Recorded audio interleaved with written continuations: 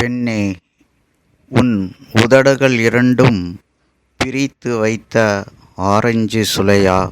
உன் கன்னங்கள் ரெண்டும் கொய்து வைத்த கொய்யாக் கனியா? உன் கைகள் காலும் வெட்டி சேர்த்த வாழைத்தண்டா? உன் வார்த்தைகள் எல்லாம் வடிவம் இல்லாத கற்கண்டா? உன் சிரிப்பு பூத்திருக்கும் பூந்தோட்டமா? உன் நடை நகர்ந்து செல்லும் தேரோட்டமா? உன் கண்கள் இரண்டும் திரியின்றி ஏற்றிய தீபமா? உன் பார்வை படுபவர்கள் என்ன பாவப்பட்ட ஜென்மமா? உன் கூந்தல் தலையிலிருந்து விழும் கருப்பு அருவியா?